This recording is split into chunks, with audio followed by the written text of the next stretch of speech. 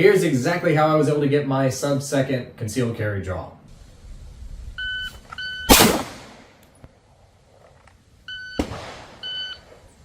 that was a 0.94. Hey, Caleb here, the founder of Patriot Training Center, and today I'm going to tell you how I was able to build myself to a level of skill where I can get a sub-second draw from concealment. So what exactly does that mean? What I'm talking about here is I can, standing basically at a given distance, so we're going to use 7 yards, which is kind of like a pretty common shooting distance for lots of skills and drills and tests and things of that nature. And from 7 yards, being able to draw from concealment a pistol and get a shot on a certain size target. In this case, we're going to use the A zone of a USPSA target here, right here in the center. Being able to do that in sub-second. So that means anything less than a second or less from concealment. For me, I carry appendix inside the waistband. I used to carry on the strong side. I don't do that anymore, so this is about how to do that from the appendix position. So once again, here's a little footage of me at the range doing a sub-second draw from concealment.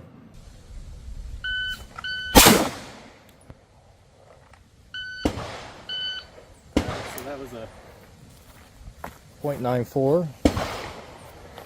Okay, that was 7 yards. 1, 2, 3, 4, 5, 6, 7. Right there in the A zone. And a 0.94.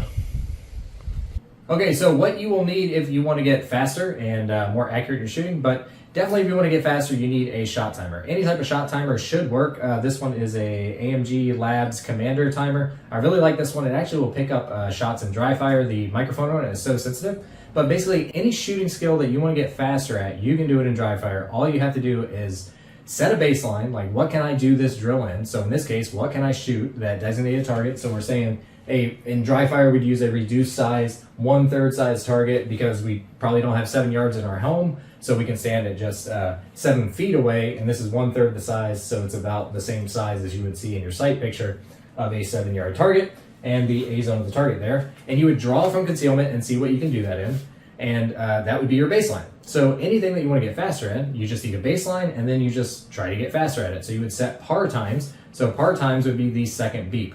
So all shot timers are set up so that there's a beep that tells you to go, and then there's a par time that you can set. And then you just simply set your par times and start working through the process of trying to reduce the time that it takes you to complete the task. So with the draw from concealment, it is no different. That's exactly what you have to do.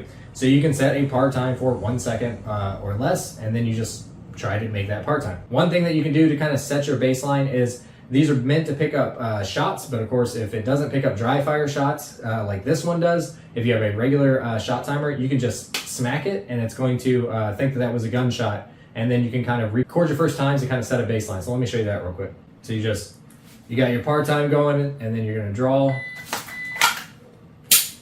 And then if it doesn't pick it up, you just smack the timer right there. Okay, so real quick, let's cover how to draw from concealment inside the waistband, appendix style inside the waistband. You can do different starting positions with your hands. I basically just don't touch my shirt, and I leave them kind of relaxed to the side, and my hands kind of hang where they hang, right?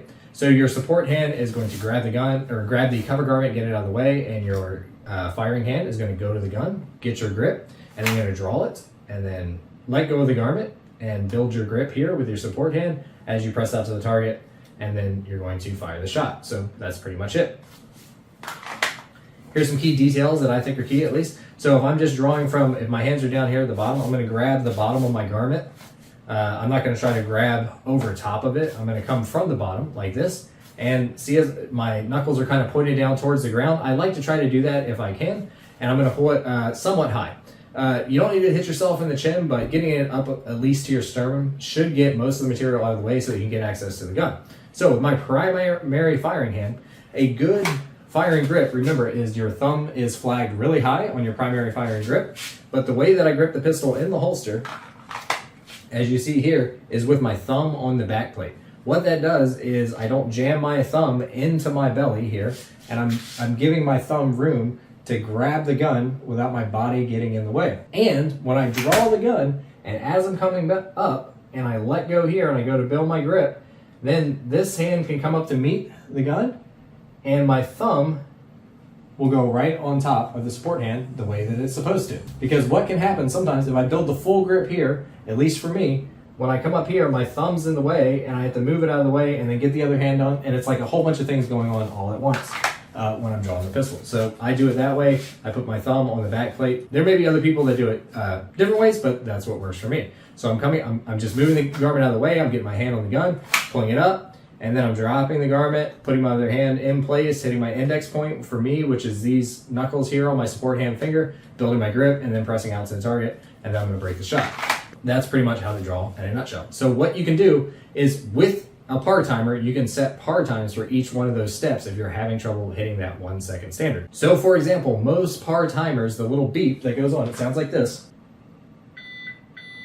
That beep is actually 0.30 seconds long. So the first thing you want to do is try to react to the beginning of the beep. So if it's beep, you want to get B as soon as the B goes off. Don't wait for the whole thing to go and then go for the gun. You're just wasting 0.3 seconds, right? Almost 30% of that 1 second that you need.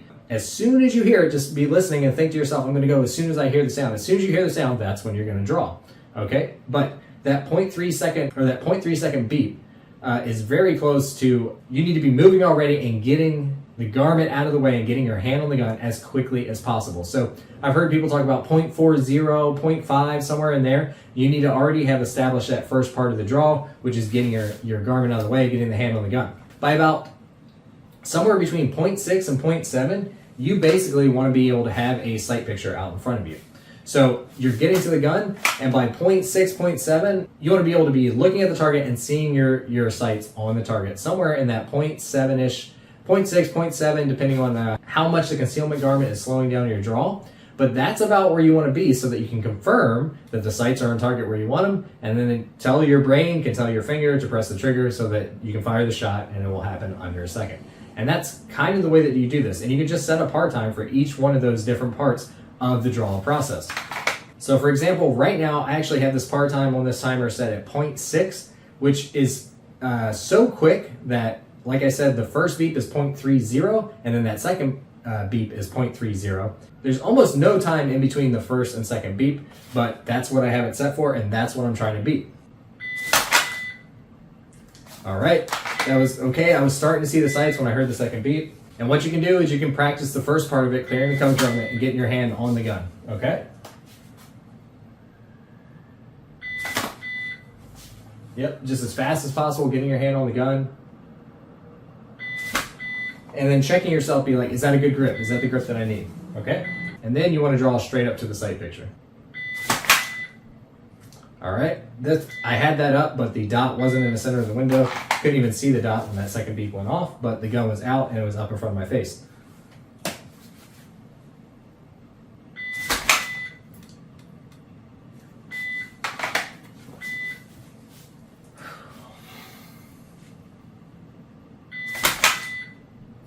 All right, that was pretty good. I was a little low.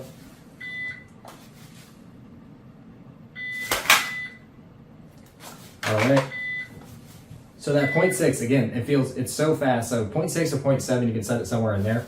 And you're going to be racing so hard to meet that and trying to see what you need to see to make the shot in that time period. And it's so hard. It's like kind of overspeed training. But when you get onto the range and then you're actually doing it for real, you should be under that 1 second par time.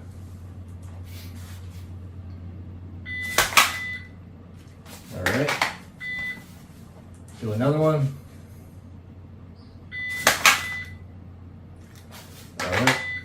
A couple of those, they were wobbling at the end, which I didn't like, but I'll work that out, and I'll work that out in dry fire. And then basically that's what you're practicing, and you're practicing again at a speed that's over what you actually need, right? So if you can get to a acceptable sight picture somewhere, and that from concealment, it's 0.6 is like from a competition or open holster is generally a good goal. So somewhere in that 0.7-ish range to 0.8, you know, that should give you enough time to be confirming that yes, the sights are on target and now I can press the trigger. And by the time that whole kind of process happens, it will be at 1 second or below. So again, you've seen the video of me at the range, so that's what's worked for me. And that's how I was able to get to a sub-second draw time. Now, again, the best way to practice all this, in fact, the only way that you're gonna be able to practice this and the only way that you're gonna be able to get better, to get faster and more accurate is through dry fire.